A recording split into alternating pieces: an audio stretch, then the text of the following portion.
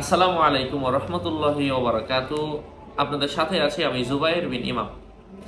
তো আজকে আমি আলোচনা করব এক শিরা রোগ ভালো হওয়ার জন্য কোরআনী একটি দোয়া।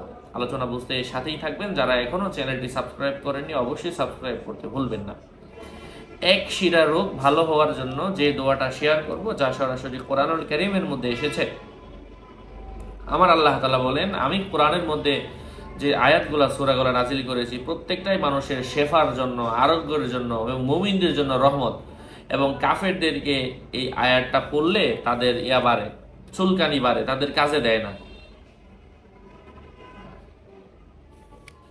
এক শিরা রোগ নিয়ে যাদের সমস্যা তাদের জন্য এই আয়াতটা, যেটা বললাম এই আয়াতটাই, এটা আপনাকে 1 চামচ সরিষার তেল নেবেন। 1 চামচ মানে 4 কাপের 1 চামচ।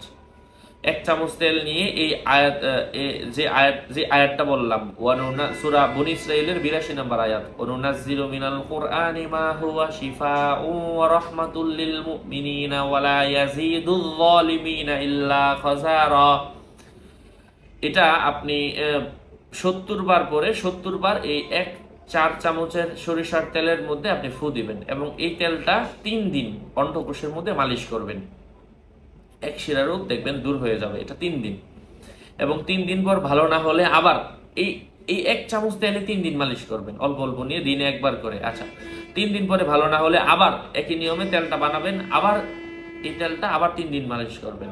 আবার পরবর্তীতে না হলে আবার এভাবে আপনার কাজ না হওয়া পর্যন্ত কয়েকবার করতে থাকেন। দেখেন ইনশাআল্লাহ আল্লাহ তাআলার অশেষ রহমে যতবার পড়বেন ততবার কিন্তু এই 70 বার পরে 70 বার এই তেলের মধ্যে ফু দিবেন। ইনশাআল্লাহ আল্লাহ তাআলার অশেষ রহমে এক শিরা রোগ আল্লাহ ভালো করে দিবেন। আরো আপডেট পেতে আমার সাথেই থাকবেন। ভেরিফাইড চ্যানেলের ডিসক্রিপশন বক্সে ক্লিক করলে পেজ এবং আইডি আসবে। এর বাইরে অন্য কোনো পেজ নেই, আইডি নেই, সাবধান। আসসালামু আলাইকুম ওয়া রাহমাতুল্লাহি ওয়া বারাকাতুহু।